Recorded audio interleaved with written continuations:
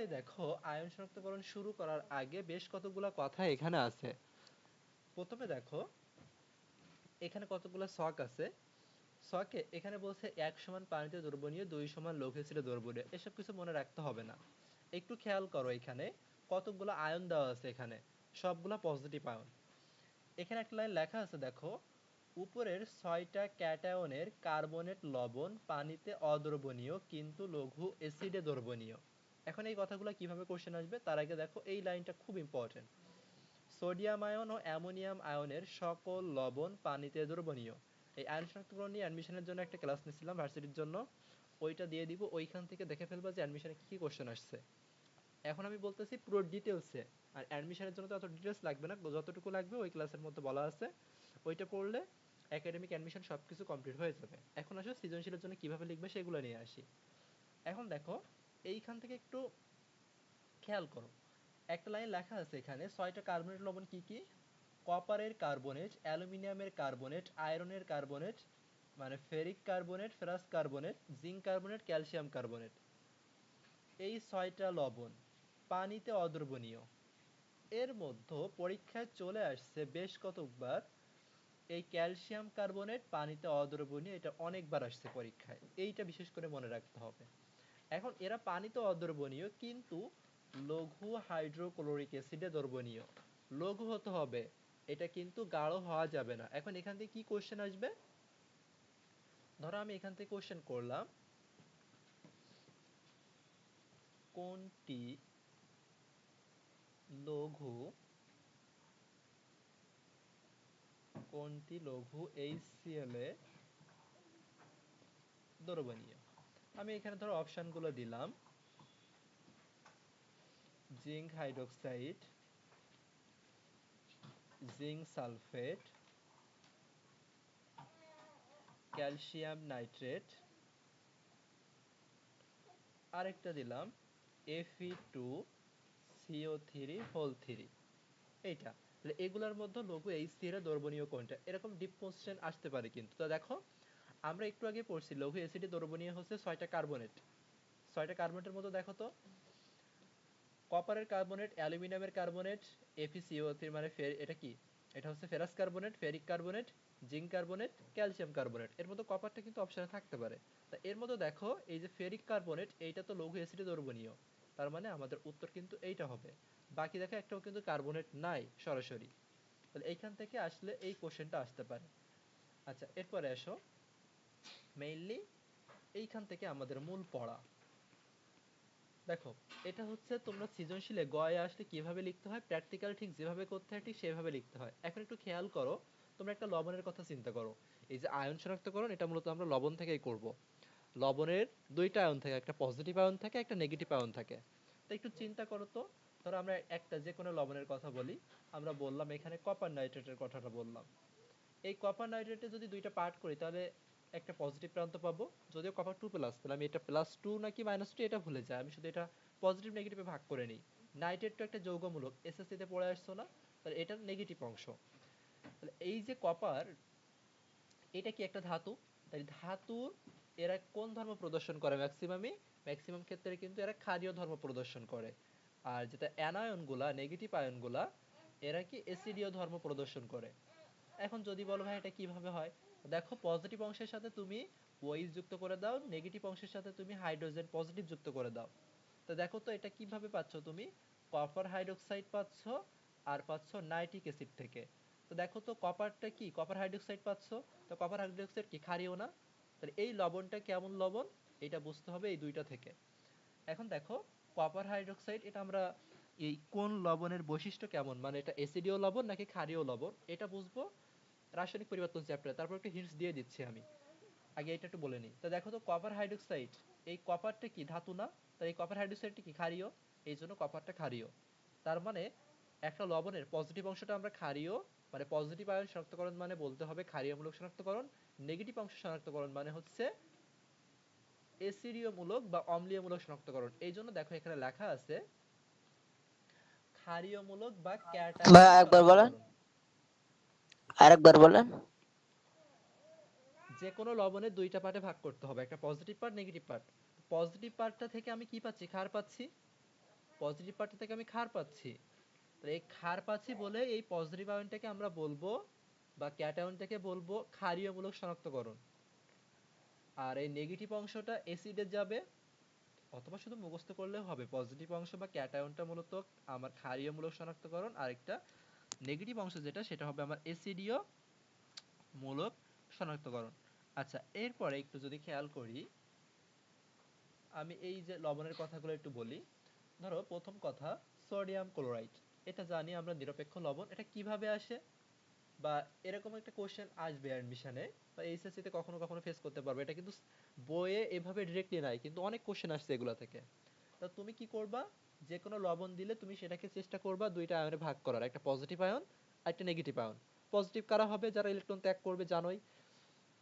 কারা ইলেকট্রন ত্যাগ করে, যারা ধাতু গ্রুপ। ধাতু গ্রুপ চিনবা কিভাবে, পর্যায় সারণীর বাম দিকে যারা আছে। এখন এই পর্যায় সারণী না জানলে তো এগুলা কিছু করার নাই, এখন পর্যায় সারণী শিখতে হবে। যদিও পর্যায় সারণী আমরা পরের অধ্যায়ে পড়বো, কিন্তু এসএসসি তে তো পড়ে আসতো। তাই প্রথম কাজ, ধাতু অধাতু চিনতে হবে। তো ধাতু কোন দিকে থাকবে, পর্যায় সারণীর বাম দিকে। সোডিয়াম 1 নম্বর গ্রুপে অবস্থান করতেছে, তার মানে সে ধাতু। ক্লোরিন 17 নম্বর গ্রুপে, তার মানে সে অধাতু। তাহলে সোডিয়াম ইলেকট্রন ত্যাগ করবে, সেজন্য সে পজিটিভ। ক্লোরিন ইলেকট্রন গ্রহণ করে, সেজন্য সে নেগেটিভ।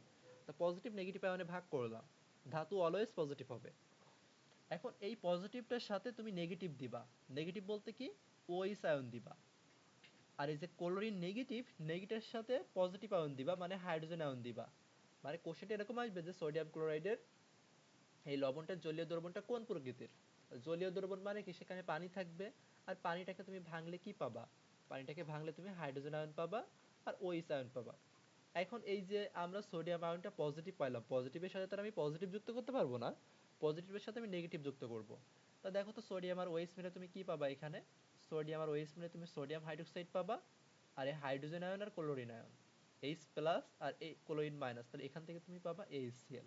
তাহলে এই সোডিয়াম ক্লোরাইড লবণটা তৈরি হয়েছে কি দিয়ে, সোডিয়াম হাইড্রোক্সাইড ক্ষার দিয়ে এবং এইচসিএল এই অ্যাসিড দিয়ে। এখন দেখো, এই সোডিয়াম হাইড্রোক্সাইডটা কি, সবল ক্ষার। সোডিয়াম হাইড্রোক্সাইডটা হচ্ছে সবল ক্ষার। আর এই এইচসিএল হাইড্রোক্লোরিক অ্যাসিডটা কি, সবল অ্যাসিড। কতগুলো জিনিস একটু মুখস্থ করে রাখতে হবে। এইচসিএল আমরা আস্তে আস্তে জানবো অনেকগুলা। সালফিউরিক অ্যাসিড, পারক্লোরিক অ্যাসিড, এগুলো হচ্ছে স্ট্রং অ্যাসিড। কিছু না মনে থাকলে এই তিনটা অবশ্যই মনে রাখতে হবে। ক্ষারের মধ্যে সোডিয়াম হাইড্রোক্সাইড, পটাশিয়াম হাইড্রোক্সাইড, এই দুইটাই মনে রাখলেই এনাফ। এইগুলা হচ্ছে স্ট্রং বেস, মানে সবল ক্ষার, সবল অ্যাসিড সবল ক্ষার। এতটুকুই তোমার যথেষ্ট। আচ্ছা, তাহলে এখান থেকে তুমি সবল অ্যাসিড আর সবল ক্ষারের বিক্রিয়ায় কেমন লবণ পাও জানো না? এগুলা পড়ে আসছো তো এসএসসি তে, যে সবল অ্যাসিড এবং সবল ক্ষারের বিক্রিয়ায় আমরা নিরপেক্ষ লবণ পাই। তার মানে এই লবণটা হবে নিরপেক্ষ, নিউট্রাল। এখন আরো আরেকটা জিনিস আমরা একটু দেখতে পারি, সোডিয়াম কার্বনেট। রাসায়নিক পরিবর্তনে এই চ্যাপ্টার, এই টপিকটা কিন্তু আর পড়াবো না, ওখানে আমরা পাবো এগুলা। সোডিয়াম কার্বনেটের প্রকৃতিটা কেমন হবে, তা তুমি কি করবা, এটা পজিটিভ নেগেটিভ। এখন তুমি চাইলে এখানে কিন্তু আয়নটাও সঠিকভাবে লিখতে পারো, কিন্তু সেটা তো লেখার দরকার নাই। আমি শুধু এখানে প্রকৃতি বের করব, প্রকৃতি বের করতে গেলে আয়ন সঠিকভাবে লিখতে হয় না। তাই পজিটিভটার সাথে তুমি ওএইচ আয়ন দাও, ওএইচ নেগেটিভ। নেগেটিভের সাথে তুমি পজিটিভ আয়ন দাও। তাহলে এখানে দেখো সোডিয়াম আর ওএইচ, তাহলে সোডিয়াম হাইড্রোক্সাইড পাবা। এখন সংখ্যা কত হবে, এখানে 2 হবে, এটা দেওয়ার দরকার নাই। কারণ তুমি তো এখানে সমতা বিধান করে ম্যাথ করতেছো না, তুমি শুধুমাত্র প্রকৃতি বের করতে যাচ্ছ। তুমি দেখবা সোডিয়াম আর ওএইচ বিক্রিয়া করে কি আসতেছে, সোডিয়াম হাইড্রোক্সাইড আসতেছে। আর কি আসতেছে, হাইড্রোজেন আর CO3। তা হাইড্রোজেন কার্বনেটের সাথে বিক্রিয়া করে কার্বনিক অ্যাসিড তৈরি করে। এখন কথা হচ্ছে, এখান থেকে যেন আবার এরকম লিখো না, এটা কিন্তু বাইকার্বনেট আয়ন। তোমাকে কি করতে হবে, অ্যাসিড ক্ষার বের করতে হবে। তো দেখবা কার্বনেট আর হাইড্রোজেন মিলে কোন অ্যাসিডটা আসে, এটা তো জানা লাগবেই। কার্বনিক অ্যাসিড আসবে। হাইড্রোজেন আর কার্বনেট মিলে কার্বনিক অ্যাসিড আসবে। যেমন হাইড্রোজেন আর নাইট্রেট মিলে কি আসবে, নাইট্রিক অ্যাসিড আসবে। যদি সালফেট থাকে আর একটা হাইড্রোজেন থাকে, তাহলে সালফিউরিক অ্যাসিড আসবে। যদি ফসফেট থাকে, হাইড্রোজেন থাকে, তাহলে সেখান থেকে ফসফরিক অ্যাসিড আসবে। এগুলো তো জানতেই হবে, মুখস্থ থাকতেই হবে। তা দেখো, এই জায়গায় যে দুইটা আমরা জিনিস পাইলাম, সোডিয়াম হাইড্রোক্সাইড একটু আগে আমরা বলছি স্ট্রং বেস, মানে সবল ক্ষার।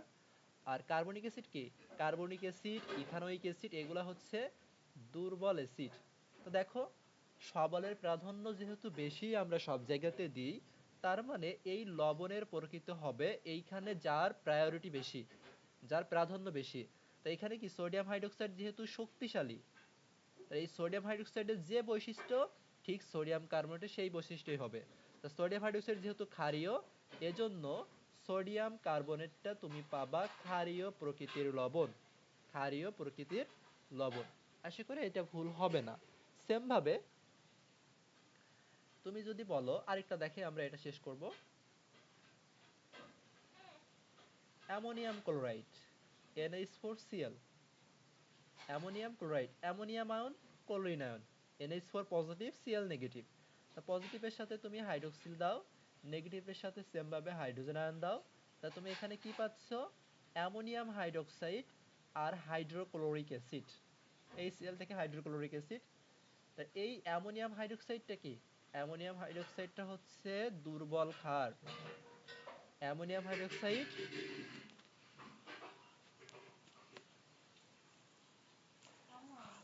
অ্যামোনিয়াম হাইড্রোক্সাইড হচ্ছে দুর্বল ক্ষার। আর এই সেল একটু আগে কি বললাম, তুমি যদি এই সেলটা মনে রাখতে পারো, এটা অ্যামোনিয়াম হাইড্রোক্সাইড। দেখো যে দুইটা বলছিলাম, পটাশিয়াম হাইড্রোক্সাইড, সোডিয়াম হাইড্রোক্সাইড, এরা সবল, বাকিরা দুর্বল মনে রাখো। তা এই সেল হচ্ছে শক্তিশালী অ্যাসিড। তাহলে এই লবণের প্রকৃতি কি হবে? যে শক্তিশালী হবে তো তার প্রকৃতি। তাহলে অ্যামোনিয়াম ক্লোরাইড হবে কি? অ্যামোনিয়াম ক্লোরাইডের প্রকৃতি কিন্তু অম্লীয়, মানে এই লবণটা হবে অম্লীয় লবণ। কেন? কারণ অ্যামোনিয়াম হাইড্রোক্সাইড হচ্ছে দুর্বল ক্ষার। তো এগুলা রাসায়নিক পরিবর্তনের অধ্যায়ে এমসিকিউ তে এবং অ্যাডমিশন টেস্টের জন্য ইম্পর্টেন্ট। তাহলে এখানে এই কথা থেকে এতগুলো ডিটেলসে আসলাম।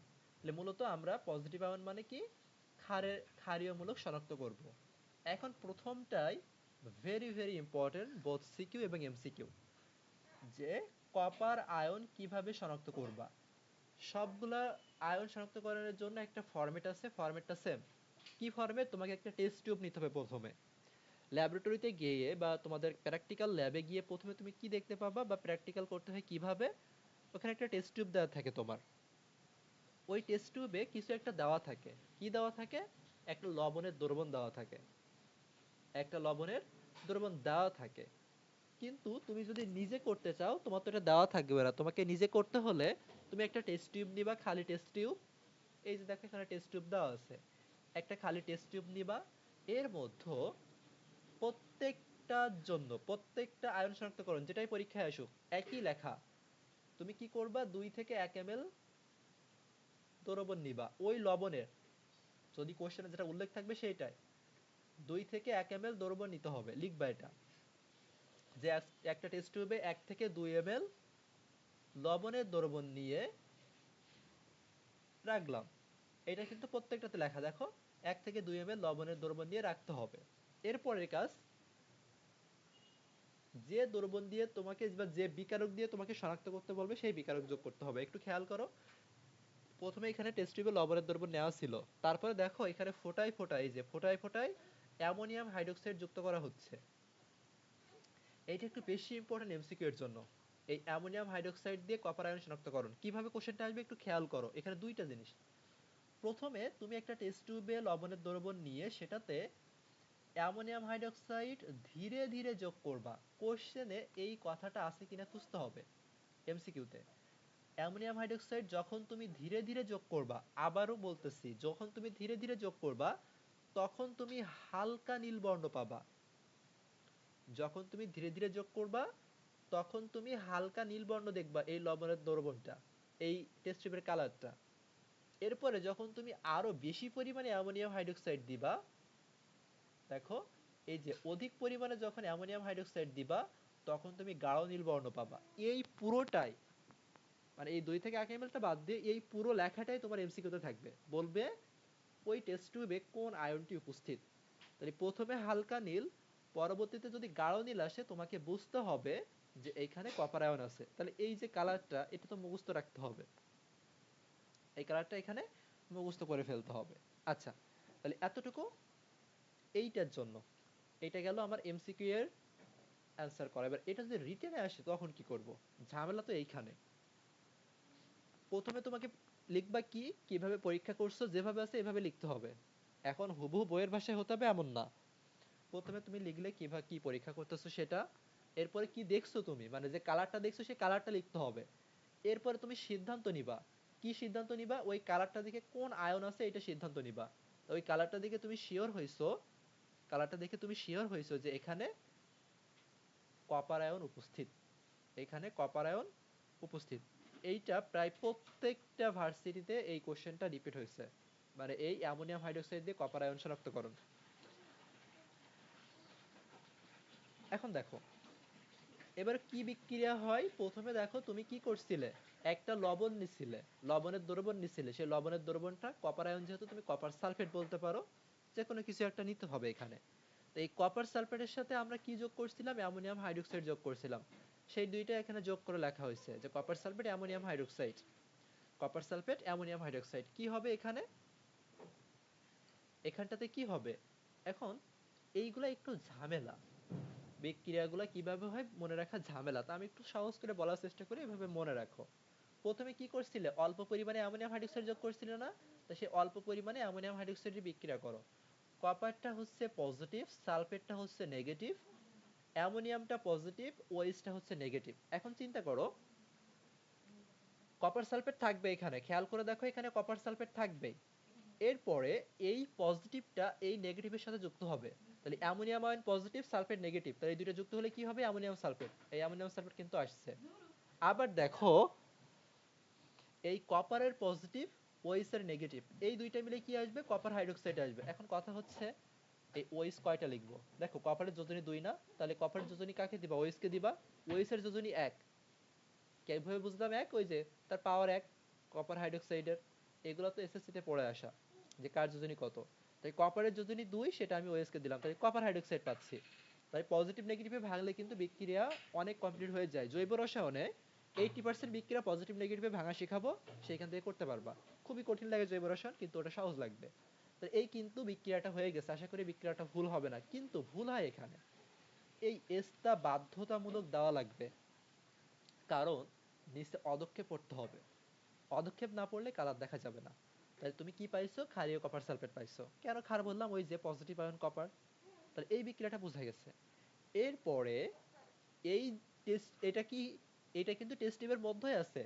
এই যে প্রোডাক্ট গুলো তুমি পাইছো, উৎপাদকগুলো পাইছো, সেগুলো তো তুমি টেস্ট টিউবের মধ্যেই পাইছো, টেস্ট টিউব থেকে তো আলাদা করো নাই। লবণ ছিল, অ্যামোনিয়াম হাইড্রোক্সাইড দিছো, তুমি এই উৎপাদকগুলো পাইছো, টেস্ট টিউবের মধ্যেই আছে। পরবর্তীতে এইখানে আবার অধিক পরিমাণে অ্যামোনিয়াম হাইড্রোক্সাইড তুমি যোগ করছো, অধিক পরিমাণে এখানে অ্যামোনিয়াম হাইড্রোক্সাইড যোগ করছো, সেই অ্যামোনিয়াম হাইড্রোক্সাইড দেখো 6 দেওয়া আছে এখানে, অধিক পরিমাণে যোগ করছি না, সেজন্য এখানে কি দেওয়া আছে, 6 দেওয়া আছে এখানে। এখন কষ্ট করে এই উৎপাদটা মুখস্থ করে ফেলতে হবে, কিছু করার নাই। রিটেনে আসলে লিখতে হবে, মুখস্থই লিখতে হবে, কোনো ক্লু দেওয়া থাকবে না। এখন একটু হিন্টস দিই, অ্যামোনিয়াম আয়ন, এটা কিন্তু অ্যামোনিয়াম আয়ন হিসেবে খুবই কম থাকে, এরা চায় অ্যামোনিয়া হিসেবে থাকতে, মানে NH3 হিসেবে থাকতে চায়, এরা NH3 হিসেবে থাকতে চায়। এখন এতগুলা, অনেকগুলা যৌগ, দেখো 3টা যৌগ মিলে এখানে তোমার একটা জটিল যৌগ ফরমেশন হবে।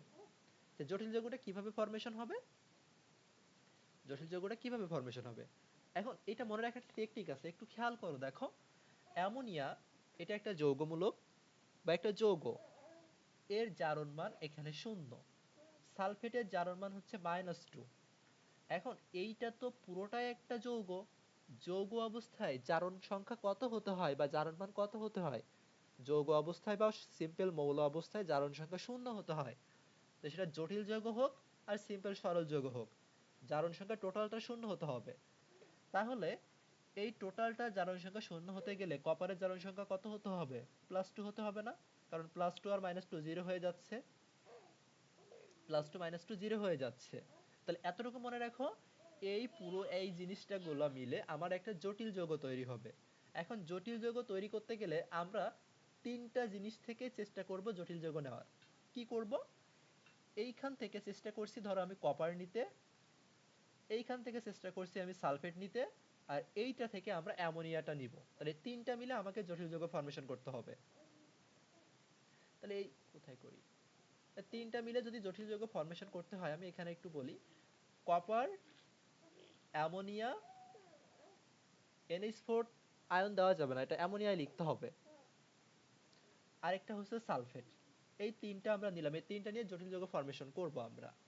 তা সালফেট তো এখানে -2, এখানে অ্যামোনিয়া, এটা হচ্ছে জটিল যৌগ। যখন মৌলে পর্যাবৃত্ত ধর্ম রাসায়নিক বন্ধনে জটিল যৌগ একটা টপিক আছে, সেখানে নামকরণ বা জটিল যৌগ কিভাবে ফর্মেশন হয় সেটা দেখবো, এটা রিটেনে আসে।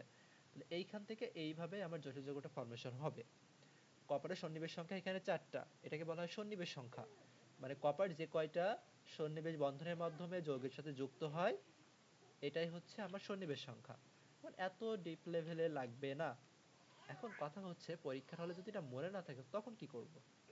ধরো তো 3 মার্কের কোশ্চেন, এই বিক্রিয়াতে ধরো 1 মার্ক আছে, আর বাদ বাকি এত কিছুতে 2 মার্ক আছে। বিক্রিয়া প্রথমটা তো পারবা, এটা তো মনে রাখতে কোনো সমস্যা নাই। এরপরে এখানে লিখে দিও যে কপারের অদক্ষেপ। এখানে একটু যদি কিছু না মনে থাকে কপারের অদক্ষেপটা লিখে দিও, তাহলে অন্তত টিচার যদি ভালো হয় তাহলে একটু হলে নাম্বার দিতে পারে। মানে কপার আয়ন শনাক্তকরণ অ্যামোনিয়াম হাইড্রোক্সাইড দিয়ে, এটা very very important, both MCQ plus written. এরপরে আসো, ওই কপার আয়ন তুমি আর কি দিয়ে শনাক্ত করতে পারবা? ওই কপার আয়নটা তুমি পটাশিয়াম ফেরোসায়ানাইড, খেয়াল করো দুইটা জিনিস, পটাশিয়াম ফেরিসায়ানাইড আর পটাশিয়াম ফেরোসায়ানাইড। ফেরোতে হচ্ছে K4 আর ফেরিতে হচ্ছে K3, পরে আছে এখানে, ফেরিতে হচ্ছে K3। ভালো করে মনে রাখো এটা। ফেরিসায়ানাইডে এই যে দেখো K3, ফেরিসায়ানাইডে K3। এখন অ্যামোনিয়াম হাইড্রোক্সাইড শনাক্তকরণ, অ্যামোনিয়াম বলতেছি, কপার আয়ন শনাক্তকরণে ফেরো নাকি ফেরি ব্যবহার করা হয়? ফেরোসায়ানাইড ব্যবহার করা হয়। যেখানে যেখানে ফেরোসায়ানাইড দেখবা, শুধু ফেরোসায়ানাইড না, পটাশিয়াম ফেরোসায়ানাইড দেখবা, ওইটা দিয়ে তুমি ওই আয়নটা নিশ্চিতভাবে পরীক্ষা করতে পারবা। তাহলে এমসিকিউতে আসবে কপার আয়নের নিশ্চিতকরণ পরীক্ষা কোনটা? ফেরোসায়ানাইড দিয়ে যে পরীক্ষাটা, এটা এমসিকিউতে আসবে। কপার আয়নের নিশ্চিতকরণ পরীক্ষা ফেরোসায়ানাইড দিয়ে পরীক্ষা। আর আমি দেখাচ্ছি, দেখো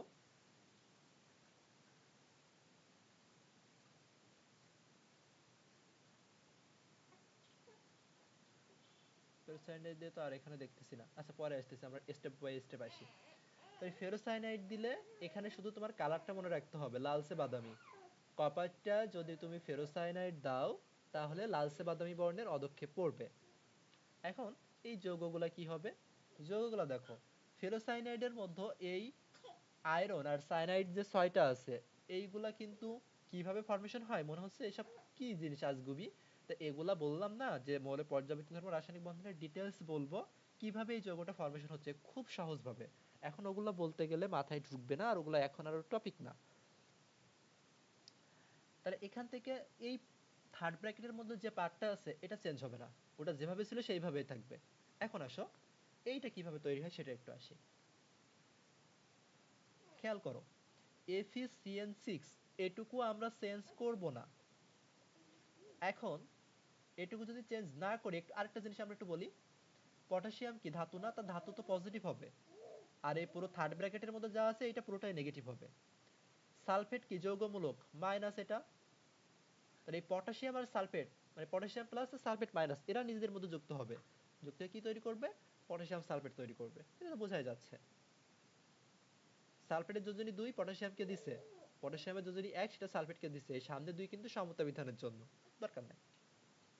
এখন কপার পজিটিভ, তাহলে এই কপার পজিটিভটা এই পুরো থার্ড ব্র্যাকেট নেগেটিভের সাথে যুক্ত হবে।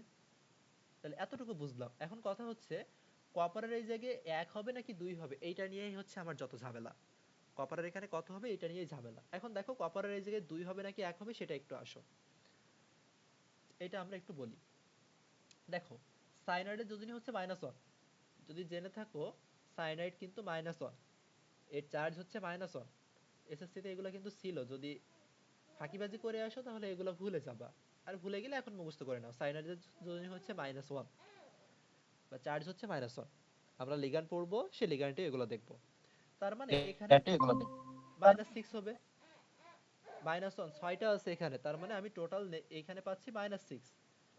আয়রনের ফেরোসায়ানাইডে, পটাশিয়াম ফেরোসায়ানাইডে আয়রনের এইখানে দেখো, এইখানে আয়রনের চার্জ কত, জারণ সংখ্যা কত? যদি জারণ সংখ্যা সেকেন্ড পার্টের টপিক, এখানে একটু লাগবে বুঝতে গেলে, এটা বুঝতে গেলে। তা তুমি তো এটা বলছো সায়ানাইডে হচ্ছে -6, তো তুমি ধরো পটাশিয়ামের কত, পটাশিয়ামের জানো তো 1, এসএসসি তে পড়ে আসছো না? ধাতু ধাতু একটা ইলেকট্রন ত্যাগ করতে পারে, 1 নম্বর গ্রুপের ধাতু, সেজন্য তার যোজনী 1। তাহলে 1 × 4 1 × 4 প্লাস আমরা আয়রনেরটা x ধরবো, সায়ানাইডের হচ্ছে -6, এটা সমান 0। তার মানে x সমান এখানে আসতে আছে +2। তাহলে পটাশিয়াম ফেরোসায়ানাইডে আয়রনের যোজনী হচ্ছে +2, তার মানে এই আয়রনের যোজনী +2। তাহলে এখন টোটাল জারণ মান 0 হতে গেলে কত হতে হবে? কপারের জারণ মান, কপারের জারণ মান এখানে আমার +4 হতে হবে, কারণ এই +4 এই +2 +6 আর এই -6 0 হয়ে যাবে। কপারের হতে হবে +2। এখন আসো কপার সালফেটে কপারের যোজনী কত? সালফেটের -2, তার মানে কপারের +2 প্লাস একটা, কিন্তু কপারের +2। তাহলে কপারের নিজের অলরেডি আছে 2+, তাহলে আমি যদি দুইটা নিই 2 দুগুণে 4 হয়ে যাচ্ছে না? আমি যদি দুইটা নিই তাহলে 2 দুগুণে 4 হয়ে যাবে। তাহলে এই কিন্তু তুমি এই কি পদক্ষেপ পাবা সেটা পেয়ে গেছো, কপার ফেরোসায়ানাইড। নাম কি? Copper ferrocyanide, copper ferrocyanide. আচ্ছা, ফেরোসায়ানাইডে কিন্তু আয়রন 2+ আসতেছে, আর ফেরিসায়ানাইডে কি আসে এটা আমরা দেখব। আচ্ছা, এই জটিল যৌগের নামকরণগুলো এখানে দেখো, এই যে নামকরণ আছে কপার হেক্সাসায়ানোফেরেট, এই নামকরণগুলো 3rd চ্যাপ্টারে আছে। পরের চ্যাপ্টারে আমরা পড়বো একদম লাস্ট অর্ধেকে, একদম বলে পর্যাবৃত্ত ধর্ম রাসায়নিক বন্ধনের একদম শেষের দিকে 2-3টা নামকরণ করব। ওই নামকরণ দিয়ে তুমি সকল জটিল যৌগের নামকরণ করতে পারবা। জৈব যৌগ না, কিন্তু জটিল যৌগের কথা বলতেছি। এখন জটিল যৌগ কিন্তু শুধুমাত্র থার্ড ব্র্যাকেট দিয়েও হয় না, কিছু কিছু জটিল যৌগ থাকে যেগুলো থার্ড ব্র্যাকেট নাই, ওটা আমরা শিখবো পরে। তাহলে এই কিন্তু আমরা কপার আয়ন এতক্ষণ ধরে বুঝলাম, একটা ডিটেলস বুঝালাম, বাকিগুলো কিন্তু এত ডিটেলস আর বুঝাবো না। কপারে এই আয়রন, এই অ্যামোনিয়াম হাইড্রোক্সাইডটা মোস্ট ইম্পর্টেন্ট। আর ফেরোসায়ানাইড দিলে শুধুমাত্র লালচে বাদামিটা মনে রাখো। পদক্ষেপ যদি বাই চান্স এসেও যায় তাহলে যেন লিখতে পারো, এই জন্য ভেঙে ভেঙে আমি বুঝাই দিলাম। যদি ভুলে যাও রেকর্ডে দিয়ে দিচ্ছি, এটা আবার দেখে নিবা। তাহলে অ্যামোনিয়াম হাইড্রোক্সাইড 2বার দিতে হবে, ফেরোসায়ানাইড দিলে লালচে বাদামি আসবে। এইবার আসো ফেরাস এবং ফেরিক। আয়রন 2+, এটা হলো ফেরাস, আয়রন 3+, এটা হচ্ছে ফেরিক। মুখস্থ করে ফেলো এক্ষুনি, এইটাতে অনেকগুলা পরীক্ষা আছে, এজন্য এইটা পার্থক্য আকারে পড়তে হবে। দেখো, এটা কি কি দিয়ে পরীক্ষা করতে পারবা তুমি? অ্যামোনিয়াম হাইড্রোক্সাইড দিয়ে পরীক্ষা করতে পারবা, ফেরোসায়ানাইড দিয়ে পরীক্ষা করতে পারবা, ফেরিসায়ানাইড দিয়ে পরীক্ষা করতে পারবা। ফেরো ফেরি দুইটা দিয়েই পরীক্ষা করতে পারবা। তারপরে এই শেষেরটা সব থেকে বেশি ইম্পর্টেন্ট এমসিকিউ এর জন্য, মাস্ট জানা লাগবে এটা। আগে এইটা বলি, তারপরে অন্যগুলোতে আসি। দেখো, কি কি শনাক্ত করব? আয়রন 2+ শনাক্ত করব, আর আয়রন 3+ শনাক্ত করব কি দিয়ে? Ammonium thiocyanate. অ্যামোনিয়াম থায়োসায়ানেটটা কেমন দেখতে দেখো, এইটাই হচ্ছে অ্যামোনিয়াম থায়োসায়ানেট। সিএনএস কে বলা হয় থায়োসায়ানেট। সিএনএস, কার্বন, নাইট্রোজেন এবং সালফার, এই তিনটা একত্রে এটাকে বলা হয় সায়ানেট। তা এটার সাথে কি আছে? এর সাথে NH4 আছে, তার মানে এটার নাম হচ্ছে অ্যামোনিয়াম থায়োসায়ানেট। এখন অ্যামোনিয়াম থায়োসায়ানেট ফেরাসের সাথে কোনো বিক্রিয়া করলে কালারলেস দ্রবণ দেয়, মানে বলা যায় কোনো পদক্ষেপ পড়ে না, বিক্রিয়াই করে না এখানে বলা যায়। হ্যাঁ, বিক্রিয়া যদিও দেখাইছে কিন্তু কোনো বিক্রিয়াই কিন্তু হয় না এখানে, মানে পদক্ষেপই পড়বে না এখানে। তাহলে এইটাই মুখস্থ করতে হবে যে ফেরাস অ্যামোনিয়াম থায়োসায়ানাইডের সাথে কোনো পদক্ষেপ দেয় না, মানে কোনো কালারই দেখবে না তুমি। এর থেকে বেশি ইম্পর্টেন্ট, রক্ত লাল বর্ণের পদক্ষেপ দিবে আয়রন 3+। রক্ত লাল বর্ণের পদক্ষেপ দিবে আয়রন 3+। তার মানে যখন তুমি দেখবা রক্ত লাল বর্ণ, এটা নিবে তুমি কি? এটা হচ্ছে ফেরিক। ফেরাস অ্যামোনিয়াম থায়োসায়ানাইডের সাথে কোনো পদক্ষেপ দিবে না, ফেরিক দিবে। আচ্ছা, তাহলে এইটা ভেরি ভেরি ইম্পর্টেন্ট। এবার আসো,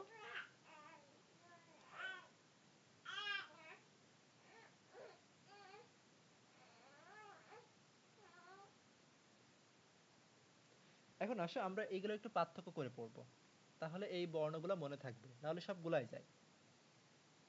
কি কি আছে এখানে? ধরো আয়রন 2+ এর জন্য মানে ফেরাসের জন্য, আরেকটা রাখবো আমরা ফেরিকের জন্য, ফেরাসের জন্য আর ফেরিকের জন্য।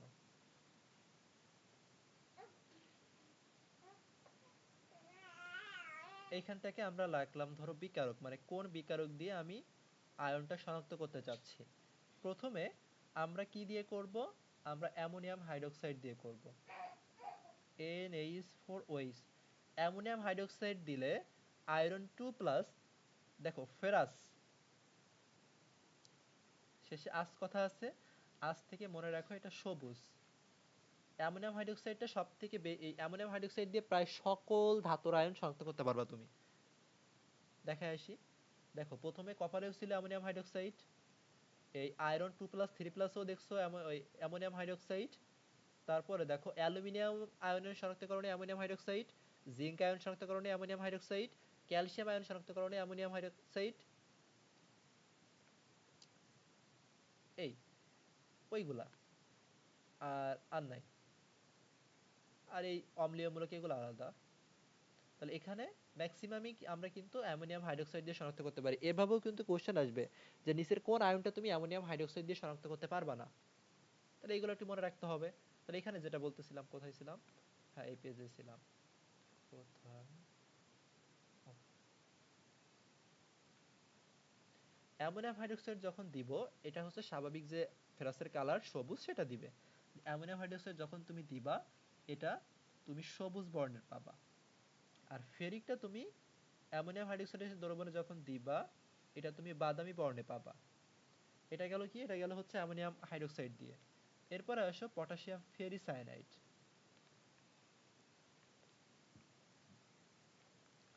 আর পটাশিয়াম K4 হলে এটা ফেরোসায়ানাইড, CN6, শুধু K4 আর K3। আর একটা হচ্ছে অ্যামোনিয়াম থায়োসায়ানেট, CNS।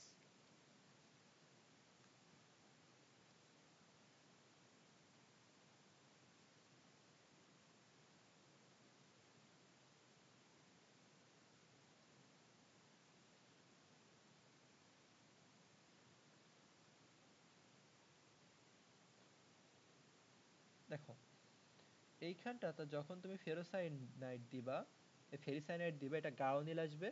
আর এটা তুমি পাবা, আচ্ছা এটার আগে এইটা বলি একটু, এটা একটু পরে থাক, তাহলে সবগুলো আমি আলাদা আলাদা করবো। ফেরোসায়ানাইড দিলে এখানে তুমি পাবা হালকা নীল, আর এখানে তুমি পাবা গাঢ় নীল। এটা তুমি কোনো কালার পাচ্ছ না। আর এখানে তুমি পাবা রক্ত লাল বর্ণ, রক্ত লাল বর্ণ। এই জায়গাটাতে তুমি পাবা হচ্ছে গাঢ় নীল।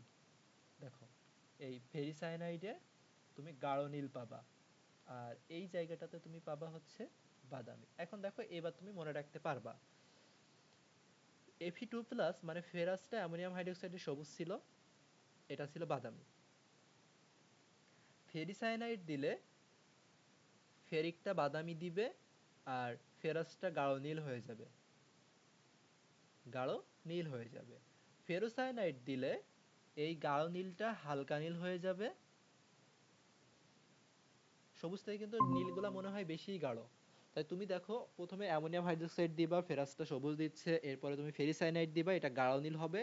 এরপরে আরো বেশি বিকারক ধরো, শক্তিশালী বিকারক ধরে নাও, পটাশিয়াম ফেরোসায়ানাইড দিবা, সেটার জন্য এটা হালকা নীল হয়ে যাবে। এরপরে যখন অ্যামোনিয়াম থায়োসায়ানাইড দিবা, ফেরাস কোনো কালার দিবে না। এবার ফেরিকের ক্ষেত্রে আসো, অ্যামোনিয়াম হাইড্রোক্সাইড যখন দিবা বাদামি দিবে, এরপরেও আমি ফেরিসায়ানাইড দিব, তখন কালারটা সে আগের মতো বাদামিই থাকলো। ফেরোসায়ানাইড দিব, গাঢ় নীল হয়ে যাবে বাদামি থেকে। আর অ্যামোনিয়াম থায়োসায়ানাইড দিলে আমরা রক্ত লাল বর্ণের পাবো। শেষ, কালারটা শেষ। এবার এটা থেকে রিটেন আসতে দেখি নাই, মানে বিক্রিয়াটা আসতে দেখি নাই এখন পর্যন্ত। যদি আসে সেক্ষেত্রে কি করবা, এখন মনে হয় না এগুলো আর খুব বেশি বোঝানোর কিছু আছে, তুমি নিজে এটা করতে পারবা। দেখো iron 2+, sulphate minus, ammonium plus, OH minus. তাহলে এই প্লাস এই মাইনাসের সাথে দিবা অ্যামোনিয়াম সালফেট, আর পাবা কি এফিওএইচ। তো এফিওএইচ এটা যেহেতু আয়রনের যোজনী 2, সেটা তুমি এখানে দিয়ে দিবা। ফেরিকের ক্ষেত্রেও সেম জিনিস, একটা ফেরাসের উপরেরটা কিন্তু ফেরাসের, আর নিচেরটা কিন্তু ফেরিকের। তুমি যদি এখানে ফেরিক সালফেট দাও কোনো সমস্যা নাই, কিন্তু এটা ফেরিক ক্লোরাইড দিছে। তুমি যদি ফেরিক সালফেট দাও, মানে ফেরিক সালফেটের সংকেত কি Fe2SO4 যদি এটাও দাও কোনো সমস্যা নাই, একই কথা। এরা এই লবণ দিছে, মানে যোজনী 3 যুক্ত একটা লবণ দিতে হবে। তুমি যদি ফেরিক নাইট্রেটও দাও সমস্যা নাই, যে কোনো একটা লবণ নিতে হবে এখানে, কারণ আমরা বলেইছি কিন্তু যে লবণের দ্রবণ নিতে হবে। ফেরিসায়ানাইড দেখো FeCN6, এই পার্টটা তো চেঞ্জ হবে না, এটা জটিল অংশ, এটা যেমন ছিল ঠিক তেমনই থাকবে। তাহলে এবার তুমি সেই হিসেব করো, এইখানে পটাশিয়াম কত, ফেরিসায়ানাইডে পটাশিয়ামের আয়রনের যোজনী কত, এখানে ফেরিসায়ানাইডে আয়রনের যোজনী হচ্ছে এখানে -6, এখানে +3, তার মানে এখানে হতে হবে +3। ফেরিকের যোজনী, আয়রনের যোজনী +3, তাহলে এখানেও +3, এখানে হচ্ছে -6, তাহলে এই দুইটা মিলে আমার হতে হবে কত, এখানে দেখো আয়রনের যোজনী, এই আয়রন নেওয়া যাবে না, এটা এই আয়রন হিসাব করতে হবে। এই আয়রনের যোজনী কিন্তু 2, তাহলে এই আয়রনের 2 হয়েছে, আমার তো টোটাল 3 হতে হবে, পটাশিয়ামের 1 আর আয়রনের 2, এই 2 আর 1 মিলে কিন্তু এখানে 3 হয়েছে। ফেরাসটাতে শুধু পটাশিয়াম আর আয়রন হবে, কিন্তু খেয়াল করো ফেরিকের ক্ষেত্রে শুধুমাত্র আয়রন হবে। এখন এটা কি ঠিক আছে, দেখো তো এখানে -6, এটা হতে হবে +3, এখানে হচ্ছে -6, আর আয়রনের তো নিজস্ব এমনি +3 ছিলই, তার মানে এটা ঠিক আছে। কিন্তু এই ফেরিকের সাথে যখন তুমি ফেরোসায়ানাইড দিবা, এই যে ফেরিকের সাথে যখন তুমি ফেরোসায়ানাইড দিবা তখন কিন্তু ঝামেলা। দেখো এখানে -6 আর এখানে কত, এখানে হচ্ছে +3, এই যে 3 ছিল সেই +3, তাহলে এই আয়রনের আমার প্লাস কত হতে হবে, আয়রনের আমার এখানে +3 হতে হবে। তা আয়রন,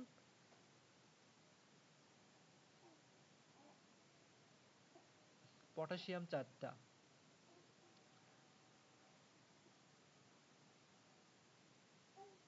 ও আয়রনের যোজনী 3, সেই 3টা তো তোমার আগে সাইনাইডের এখানে দিতে হবে, এই যে জটিল যে যৌগটা এটা দিতে হবে, যোজনী স্থানান্তর করতে হবে, এই যোজনী টোটালটা স্থানান্তর করতে হবে। তাহলে এখানে টোটাল দেখো আয়নের হিসাব আসে কত, -9 আসে, এখানেও তো তোমাকে সেটা মিলাতে হবে, 9টার হিসাব বাদ দাও, এখানে FeCN6 যেভাবে ছিল সেভাবে রাখবো, FeCN6 যেভাবে ছিল ঠিক সেইভাবে রাখতে হবে আমার। আয়রনের যোজনী এখানে ছিল আমার 3, এইখানে একটু খেয়াল করো, আগে এইটা দেখে আসলে পরেরটা বুঝতে পারবা।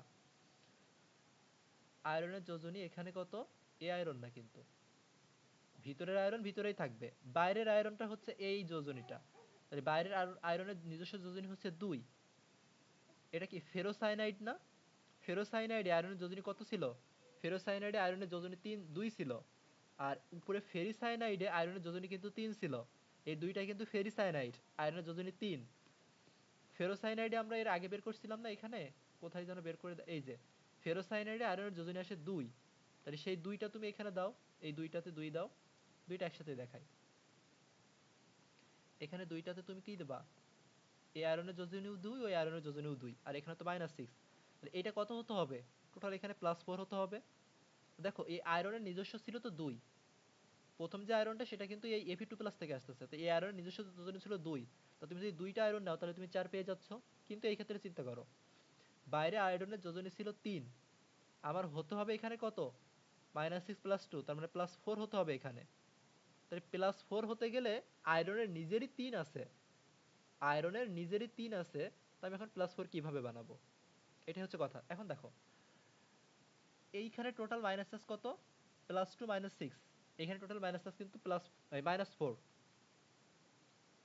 এখানে টোটাল এই থার্ড ব্র্যাকেটের মধ্যে টোটাল নেগেটিভ চার্জ হচ্ছে -4, +2 আর -6 কি -4, আর এইখানে টোটাল পজিটিভ চার্জ আয়রনের জন্য কত হচ্ছে +3। তো দেখো তুমি যদি এই আয়রনের সাথে 4 গুণ করো আর এটার সাথে যদি 3 গুণ করো, তো দেখো 3 এ 4 +12, আর এখানে 3 এ 4 -12, এই টোটাল তখন কিন্তু টোটাল যৌগটা জ্বালার মান শূন্য হয়ে যাচ্ছে। এই সাইডে কি আসলে এটা লেখার দরকার নাই, মনে থাকলে তো ভালো, না হলে কিছু করার নাই। এই কিন্তু আয়রন আর আয়রন 2+ শনাক্ত করা শেষ। অ্যালুমিনিয়ামটা রিটেনের জন্য আসতে পারে অ্যামোনিয়াম হাইড্রোক্সাইড দিয়ে শনাক্ত কিভাবে করবা, তুমি কালারটা শুধু মনে রাখবা, অ্যামোনিয়াম হাইড্রোক্সাইড দিয়ে অ্যালুমিনিয়াম আয়ন শনাক্তকরণ করলে সেটার কালার আসবে সাদা, কালার আসবে সাদা। এখন এই পুরোটাই পড়তে হবে তোমাকে এবং পুরোটাই তোমার রিটেনে থাকবে বা এমসিকিউতে থাকবে, এই জন্যই। কিভাবে কি থাকবে দেখো,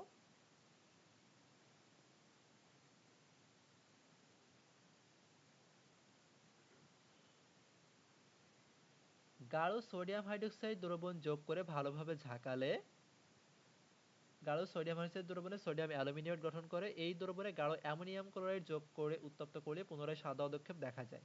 তাহলে দুইটা পার্টি থাকবে, কিন্তু প্রথমে অ্যামোনিয়াম হাইড্রোক্সাইড দেওয়া হয়েছে, সাদা বর্ণের পদক্ষেপ আসবে। তাতে আবারও যদি তুমি অ্যামোনিয়াম ক্লোরাইড দাও, প্রথমে কিন্তু দেওয়া হয়েছে সোডিয়াম হাইড্রোক্সাইড, না প্রথমে কোশ্চেন না, এখানে একটু কোশ্চেনটা ঘুরে আসবে, এভাবে আসবে না। প্রথমে অ্যামোনিয়াম হাইড্রোক্সাইড দিয়ে যে অ্যালুমিনিয়াম হাইড্রোক্সাইডে যে পদক্ষেপ পাইছো, এইটাকে আবার সোডিয়াম হাইড্রোক্সাইড দ্রবণ দিয়ে ঝাঁকাতে হবে। সোডিয়াম হাইড্রোক্সাইড দ্রবণ দিয়ে ঝাঁকালে কি আসবে? সোডিয়াম অ্যালুমিনেট আসবে। মাঝখানের পার্টটা রিটেনে আসলে লিখতে হবে না, এ লাইন লিখবা,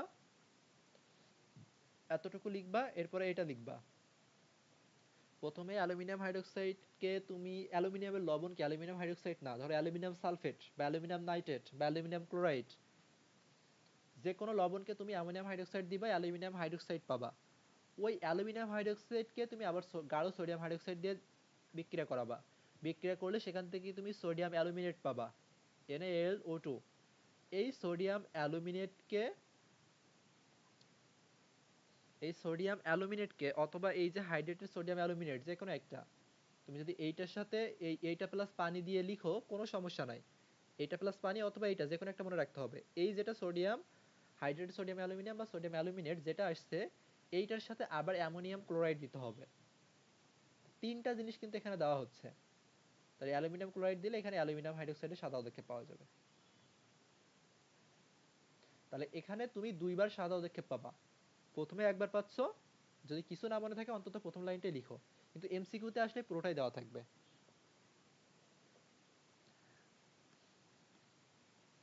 জিঙ্ক আয়ন শনাক্তকরণ। দেখো অ্যালুমিনিয়াম সাদা, জিঙ্ক সাদা, ক্যালসিয়াম সাদা, তিনটা আয়ন সাদা, একদম মুখস্থ করে ফেলো। অ্যালুমিনিয়াম সাদা, জিঙ্ক সাদা,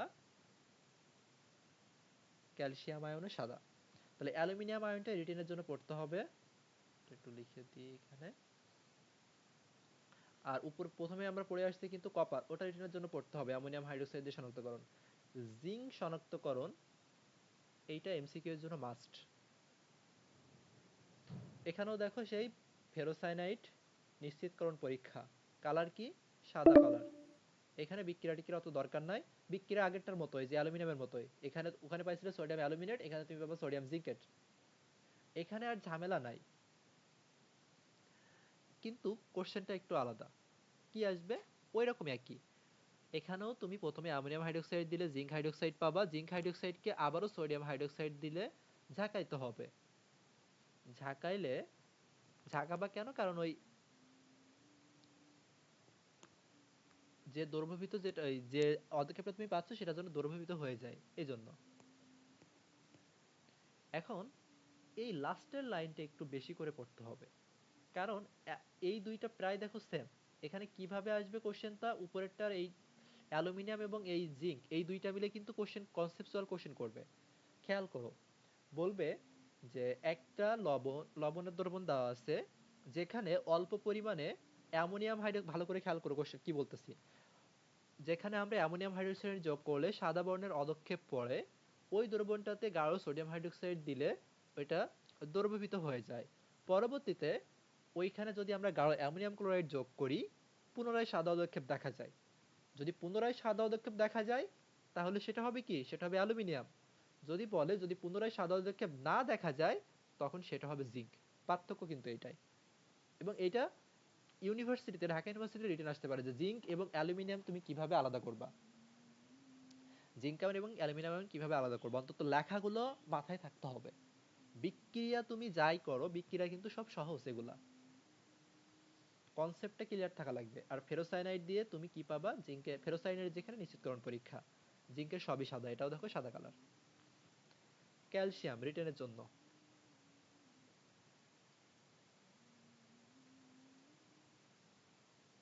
যেগুলো রিটেনের জন্য বলছি ওগুলা মাস্ট তোমাকে বিক্রিয়া শিখতে হবে, যেভাবে শিখাইছি, বা যেভাবে হোক মুখস্থ করে হোক আর যেভাবে হোক শিখতেই হবে। দ্রবণে ক্যালসিয়াম আয়ন শনাক্ত করা যাবে কিভাবে? অ্যামোনিয়াম হাইড্রোক্সাইড দিয়ে মেইনলি এমন ক্যালসিয়াম আয়ন নিষেধকরণ পরীক্ষা হচ্ছে ক্যালসিয়াম অক্সালেট মানে অ্যামোনিয়াম অক্সালেট দিয়ে, আমরা একটু পরে দেখাচ্ছি। তাহলে এখানেও দেখো ক্যালসিয়ামে বলছিলাম সাদা বর্ণের পদক্ষেপ আসবে, তাই তুমি অ্যামোনিয়াম হাইড্রোক্সাইডকে কি করবা, ক্যালসিয়ামের যে লবণটা আছে সেইখানে দিবা। দেওয়ার পরে এখানেও পরবর্তীতে সোডিয়াম হাইড্রোক্সাইডের সাথে বিক্রিয়া করানো হয়। সোডিয়াম হাইড্রোক্সাইডের সাথে বিক্রিয়া করলে তুমি সাদা কালার পাবা। ওইটা ইম্পর্টেন্ট না, ইম্পর্টেন্ট হচ্ছে এইটা অ্যামোনিয়াম অক্সালেট দিয়ে পরীক্ষা, এইটাই হচ্ছে ক্যালসিয়াম আয়নের নিশ্চিতকরণ পরীক্ষা। দেখো আমরা বলছি ফেরোসাইনাইড যেখানে থাকবে সেগুলো হচ্ছে নিশ্চিতকরণ পরীক্ষা, কিন্তু ক্যালসিয়ামের নিশ্চিতকরণ পরীক্ষা হচ্ছে অ্যামোনিয়াম অক্সালেট দিয়ে। ক্যালসিয়ামের নিশ্চিতকরণ পরীক্ষা অ্যামোনিয়াম অক্সালেট দিয়ে। এখন দেখো প্রথমে তো তুমি জানো অ্যামোনিয়াম অক্সালেটটা কিভাবে আসছে, এটা আসছে অক্সালিক অ্যাসিড থেকে। তো অক্সালিক অ্যাসিডের সংকেত কি, H2C2O4। এইখান থেকে এই যে দুইটা হাইড্রোজেন আছে, এই হাইড্রোজেন দুইটাকে আমি দুইটা অ্যামোনিয়াম আয়ন দ্বারা রিপ্লেস করছি, দুইটা অ্যামোনিয়াম আয়ন দ্বারা রিপ্লেস করছি। তখন কি হয়ে যাবে, দুইটা অ্যামোনিয়ার জায়গায় তুমি যদি দুইটা অ্যামোনিয়াম আয়ন, এই হাইড্রোজেনের জায়গায় দুইটা অ্যামোনিয়াম আয়ন দাও, তখন তুমি এইটাই পাবা অ্যামোনিয়াম অক্সালেট। তাহলে এই অ্যামোনিয়াম অক্সালেট এইটার গাঠনিক সংকেত হচ্ছে এরকম, এটার গাঠনিক সংকেত হচ্ছে এরকম। এখন এই চিত্র ভুলেও দেওয়া যাবে না, কারণ এটা ভুল গাঠনিক সংকেত। দেখো ক্যালসিয়াম আয়ন অ্যামোনিয়াম অক্সালেট তুমি এভাবে যদি লিখতে চাও লিখতে পারো, না লিখলেও কোনো সমস্যা নেই। তুমি যদি এই বিক্রিয়া লিখো, আমি যেভাবে বলছি একটু খেয়াল করো, Ca2 plus plus ammonium oxalate C2O4, এইখান থেকে তুমি কি পাবা, এইখান থেকে তুমি লিখবা ক্যালসিয়াম অক্সালেট CaC2O4, আর এখান থেকে লিখবা অ্যামোনিয়াম আয়ন, শেষ। তাহলে এইটাই এখানে দিবা, এটা পদক্ষেপ লিখতে গেলে এখানে নিচের দিকে দাগ দিবা অথবা এস দিবা। তাহলে এখানে লিখবে এটা সাদা পদক্ষেপ, কালারটা অবশ্যই দিতে হবে। এইটা রিটেনে আসলে লিখতে পারো, সমস্যা নেই। অথবা তুমি যদি এই গাঠনিক সংকেত দিয়ে দেখাতে চাও, এইটাই তোমাকে লিখতে হবে। সোডিয়াম আয়ন শনাক্তকরণে একটা জিনিসই পড়তে হবে তোমাকে, মাস্ট। সোডিয়াম আয়ন শনাক্তকরণে আমরা পটাশিয়াম পাইরো ইন্টিমোনেট ব্যবহার করি, এবং পাইরো ইন্টিমোনেটের সংকেতটা পড়তে হবে। রিটেনে আসলে শুধু সোডিয়াম, এই পটাশিয়ামের জায়গায় সোডিয়ামটা দিতে হবে। এই পটাশিয়াম পাইরো ইন্টিমোনেটের সংকেত মুখস্থ করতে হবে। এটাও দেখো সাদা কালার, সোডিয়ামও সাদা কালার। কার অদক্ষেপ পড়বে, সোডিয়ামেরই অদক্ষেপ পড়বে, সোডিয়াম পাইরো ইন্টিমোনেটের অদক্ষেপ পড়বে, কালারটা কি সাদা। সোডিয়াম আয়ন শনাক্তকরণে পটাশিয়াম পাইরো ইন্টিমোনেট, সোডিয়াম আয়ন শনাক্তকরণে পটাশিয়াম পাইরো ইন্টিমোনেট, এখনই মুখস্থ করে ফেলো। সোডিয়াম পটাশিয়াম অ্যামোনিয়া এর সকল লবণ পানিতে দ্রবণীয়, শুধু এইটা এক্সেপশনাল, সোডিয়াম পাইরো ইন্টিমোনেট অদ্রবণীয়, পানিতে অদ্রবণীয়। আচ্ছা, লাস্ট এইটা রিটেনের জন্য ইম্পর্টেন্ট। আর দুইটা জিনিস আছে, এই দুইটা জিনিস পড়ে আমরা শেষ করতে পারবো। এইটা একটা রিটেন, আর পরে একটু আছে। প্রথম কথা, এই আয়ন শনাক্তকরণের সব কিছু ভুলে গেলেও এইটা ভোলা যাবে না যে অ্যামোনিয়াম আয়ন শনাক্ত করতে হয় কি দিয়ে, নেসলার বিকারক দিয়ে, নেসলার দ্রবণ দিয়ে, কোনোভাবেই এটা ভোলা যাবে না। ম্যাথের সূত্র ভুলবা কিন্তু এটা ভোলা যাবে না, অ্যামোনিয়াম আয়ন শনাক্ত করতে হবে নেসলার বিকারক দিয়ে। এখন কথা হচ্ছে নেসলার বিকারকটা কি জিনিস বা কিভাবে তৈরি করব। নেসলার বিকারকটা কিভাবে তৈরি করব, দেখো তার আগে আরেকটা জিনিস জানতে হবে, কালারটা কি আসবে অদক্ষেপের, এটাও মাস্ট, বাদামি বর্ণের অদক্ষেপ আসবে।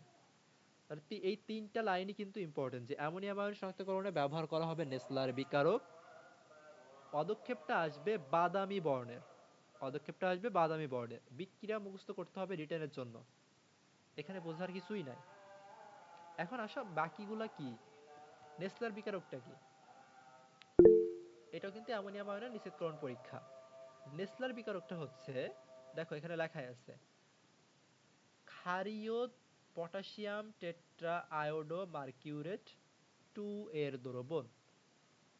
ক্ষারীয়, এটা কিন্তু জ্ঞানমূলকেও আসবে, যে নেসলার বিকারক কি বলে, তা এটাই লিখতে হবে।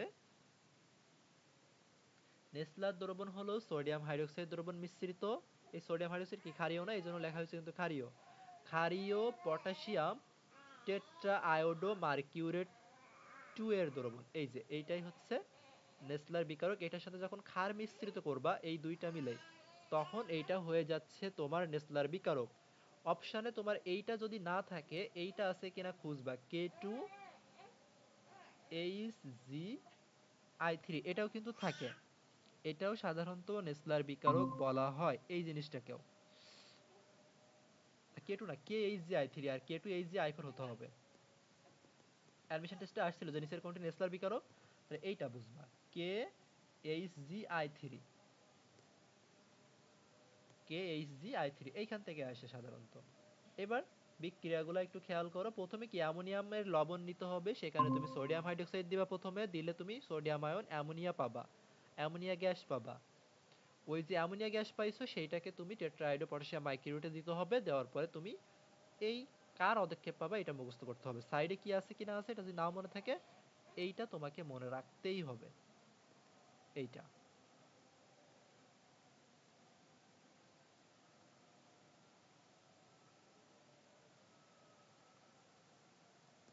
এই যে, তাহলে এখান থেকে এমন এভাবেও কোশ্চেন আসে যে নেসলার বিকারক দ্বারা কোন আয়ন শনাক্ত করতে হয়, NH4+ বা অ্যামোনিয়াম আয়ন শনাক্ত করতে হয়।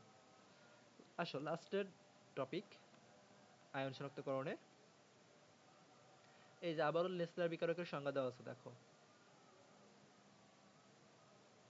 এই যে, এইটাও কিন্তু অপশনে থাকে। এইটা না থাকলে কি বলছি, KHgI3 আসে কিনা খুঁজবা। এখন আসো, আমরা এতক্ষণ ক্ষারীয় মূলক শনাক্ত করছি, এবার পড়বো আমরা অম্লীয় মূলক শনাক্তকরণ। অম্লীয় মূলক শনাক্তকরণ এখানে মূলত তিনটা, তা আমরা ক্লোরাইডটা আলাদা করে পড়বো, এটা রিটেনের জন্য ইম্পর্টেন্ট আছে। ক্লোরিনের কালার হবে সাদা। কি দ্বারা শনাক্ত করবা, সিলভার নাইট্রেট দ্বারা। এখন এই পুরোটাই পড়তে হবে তোমার। দেখো সিলভার ক্লোরাইড, তুমি সিলভার ক্লোরাইডের একটা লবণ নিবা, ধরো তুমি সেটা যে কোনো একটা নিবা, ওই লবণটা সিলভার নাইট্রেটের সাথে বিক্রিয়া করলে তুমি সিলভার ক্লোরাইডের সাদা পদক্ষেপ পড়বা। ওই দ্রবণেই যদি তুমি লঘু নাইট্রিক অ্যাসিড দাও, সেখানে কোনো দ্রবণীয় হবে না, অদ্রবণীয় থাকবে। কিন্তু অ্যামোনিয়াম হাইড্রোক্সাইড দিলে সহজে দ্রবণীয় হবে। এমসিকিউ এর জন্য এই পার্ট পুরোটাই তোমার লেখা থাকবে। তাই কিসে দ্রবণীয়, নাইট্রিক অ্যাসিডে অদ্রবণীয়, কিন্তু অ্যামোনিয়াম হাইড্রোক্সাইডে দ্রবণীয়। কালারটা কি, কালারটা সাদা।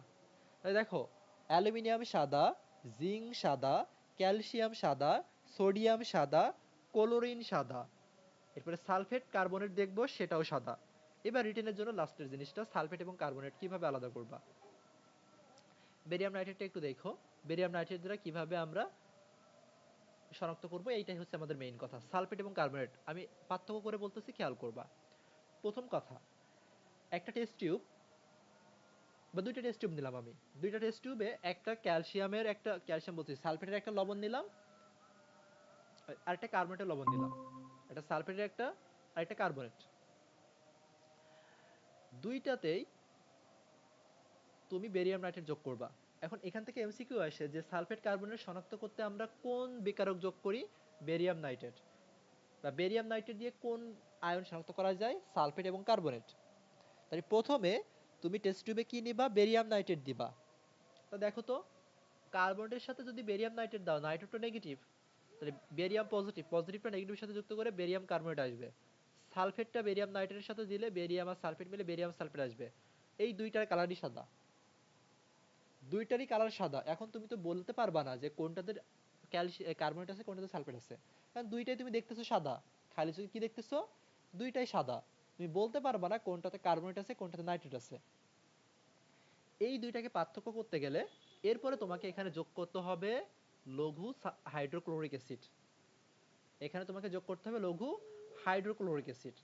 এইবার ওই দুইটা টেস্ট টিউবে যদি তুমি লঘু হাইড্রোক্লোরিক অ্যাসিড যোগ করো, যেখান থেকে দেখবা বুদবুদ আসতেছে, ওইখানে মনে করবা কার্বনেট আছে। কেন, কারণ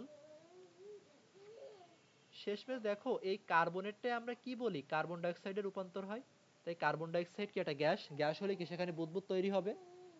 যেখানে বুদবুদ তৈরি হবে মনে করতে হবে সেখানে কি আছে, কার্বনেট আছে। যেখানে কিছুই হয় নাই, আগে যেমন ছিল সে সাদাই আছে, মনে করতে হবে এখানে সালফেট আছে। এই পার্থক্য করা শেষ। দেখো আমরা বেরিয়াম নাইট্রেট দিয়ে কার্বনের সাথে বিক্রিয়া করে সাদা পদক্ষেপ পাবো, এখানেও আমরা সাদা পদক্ষেপ পাবো। আলাদা করার জন্য কি করব, লঘু HCl এর সাথে বিক্রিয়া করব। তাহলে এই কার্বনেট লঘু HCl এর সাথে বিক্রিয়া করে কার্বন ডাই অক্সাইড তৈরি করবে, কিন্তু সালফেট HCl এর সাথে বিক্রিয়া করে কিছুই তৈরি করে না। এই হচ্ছে আমার পার্থক্যকরণ পরীক্ষা। এখানে দেখো সেই কথাগুলো লেখা আছে, বেরিয়াম নাইট্রেট বিকারক দ্বারা সালফেট এবং কার্বনেট আছে কিনা আমি এটা বুঝবো, কিন্তু সালফেট নাকি কার্বনেট দুইটার মধ্যে কোনটা আছে এটা বুঝবো না। এটা বোঝার জন্য আমরা কি করব, ওই দ্রবণে আবার লঘু HCl দিব, দিলে কার্বন ডাই অক্সাইড গ্যাস বের হলে মনে করবে সেটাতে কার্বনেট আছে, তার মানে ওই দ্রবণে কার্বনেট আছে। আর যদি কিছুই না হয় তাহলে সেখানে সালফেট উপস্থিত আছে।